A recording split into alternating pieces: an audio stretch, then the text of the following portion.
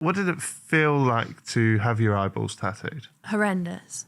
The scariest thing I've ever done in my life. Yeah, I bet. As if that needle goes through and perforates the eyeball, even 0.5 millimeter.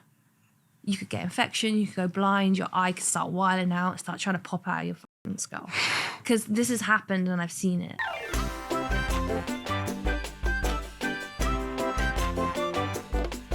Right, okay, so you start off getting piercings, then you move to tattoos, then you decide you want some body mods, right? Yeah. What was the first body modification you got? My tongue. Your tongue.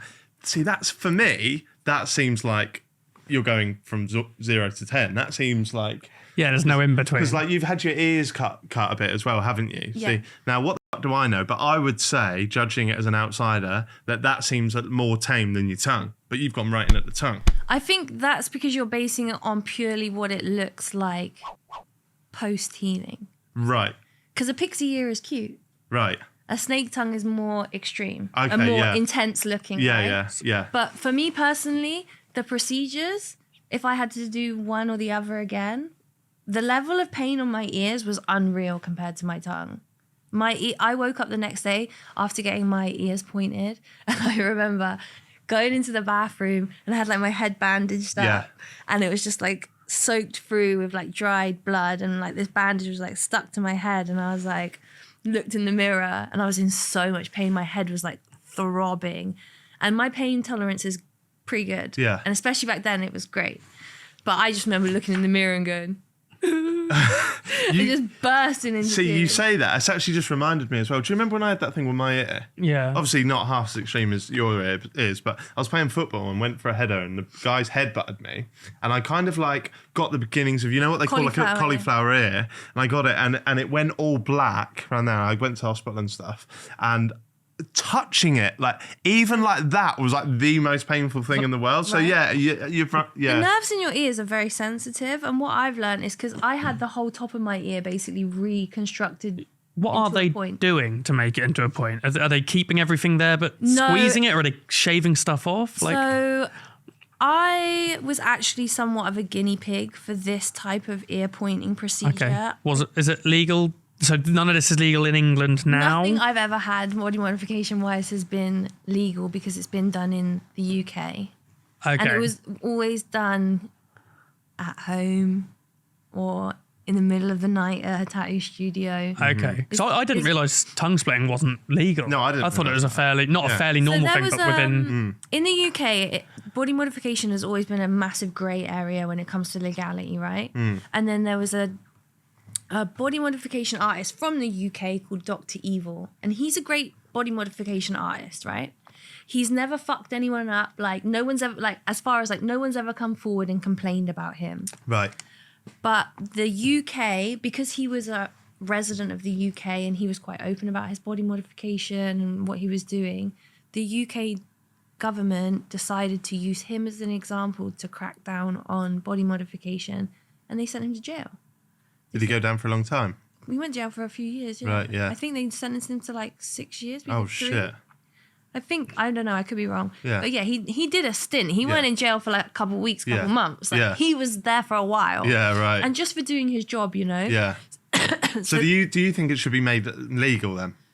Yes. Yeah. For the safety of the people getting it done, yes, I do. But with restrictions, because you said about people that...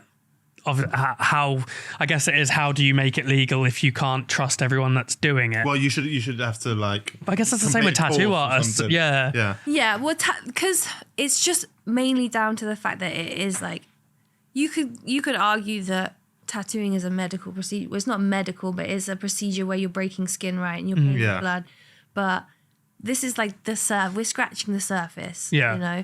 But when you're, cutting through fat and skin and you're seeing bone and muscle, that's like a whole different kettle of fish. Yeah. There's so much more risk involved in that. Yeah.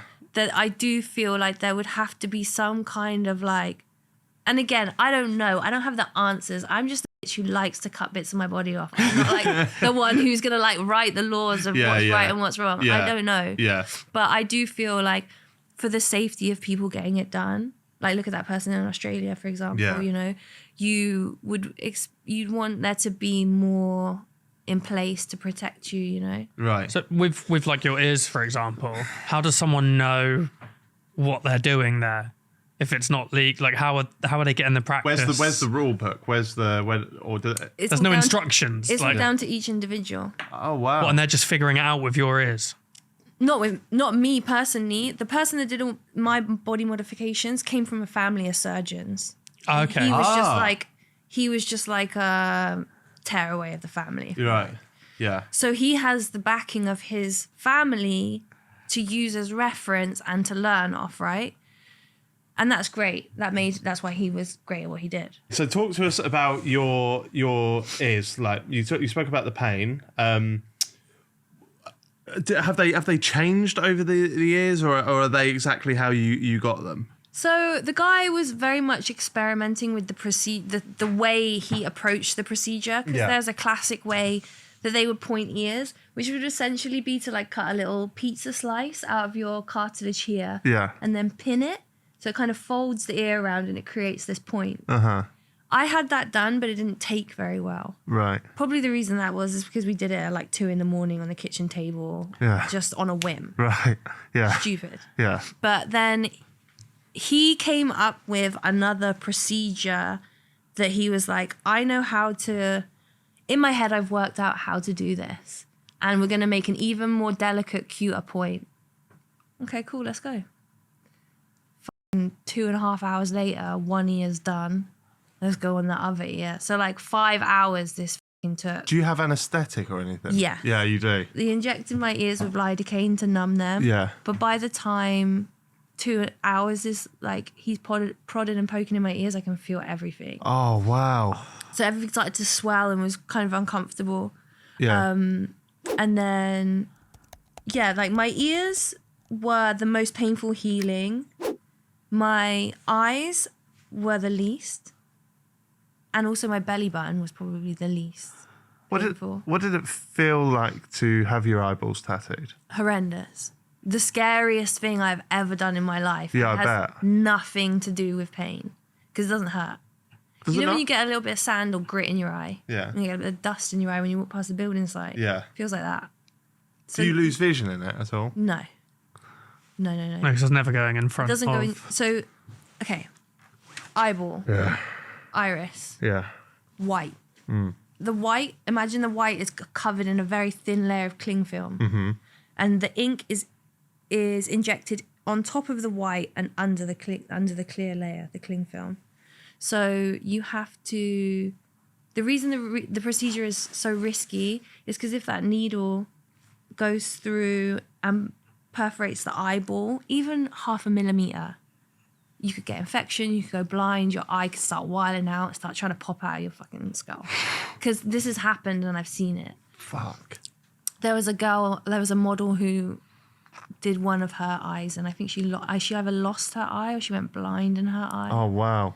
Because also, you can perforate the eyeball and fuck it up that way, but you can also put too much ink into the eye, and then the eye can swell, and then that ink has nowhere to go but outside the I'm guessing like the back of your eye where the tear ducts are. Yeah. So then you essentially, the ink that doesn't fit in your eye saturates around your skin of your eye.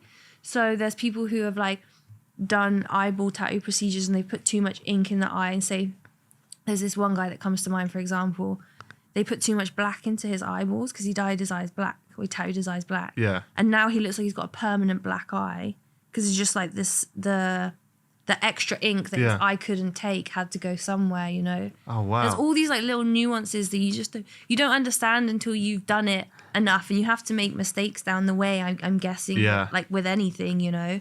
Did you know all of these risks when you went into it? Yeah. So because what?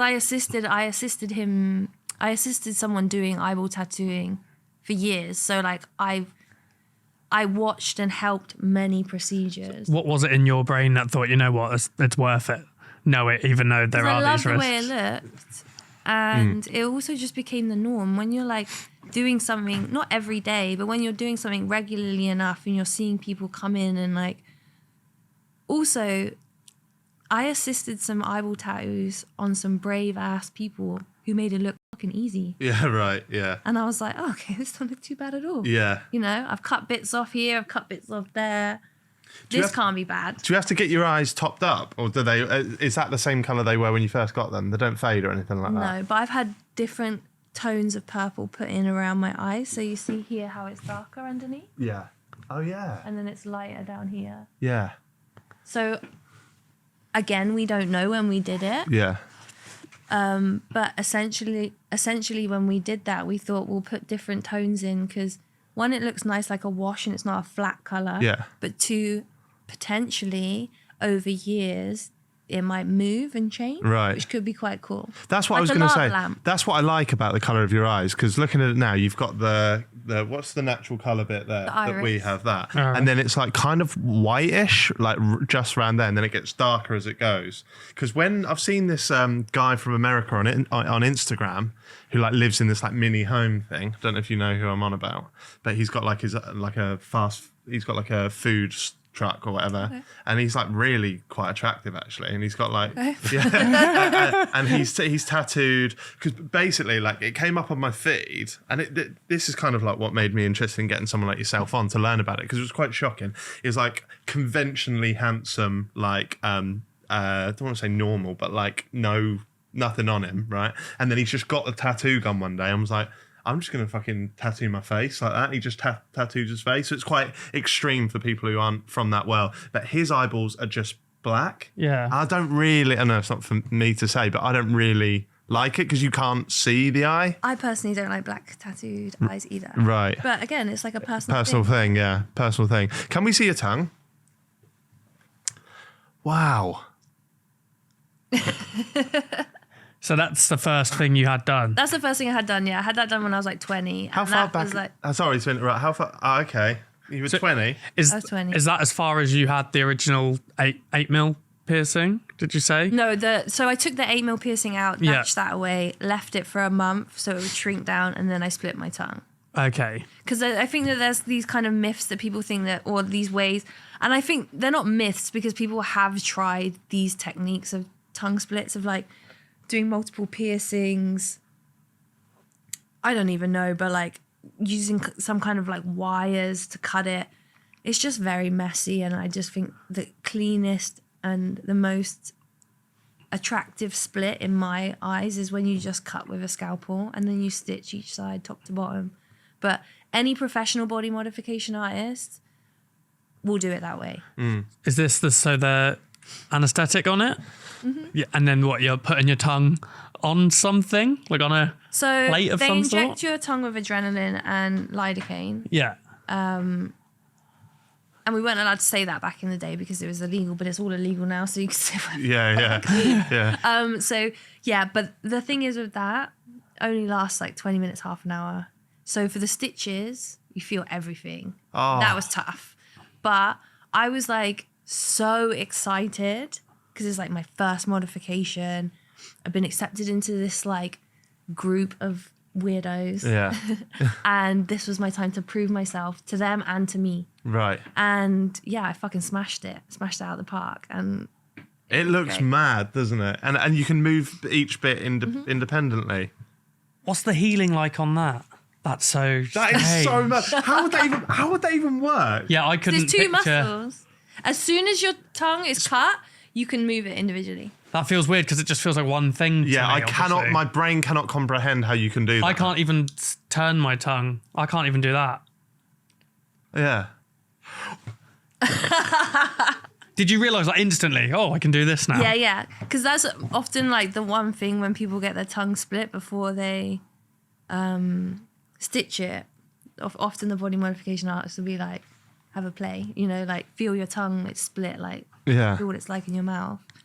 And you're like, all swollen and bleeding and spitting everywhere, but you're like, I'm so happy. You know when you do like a sarcastic clap, like well done? Yeah. I would so clap my tongue at like stuff. Well done. That's so good.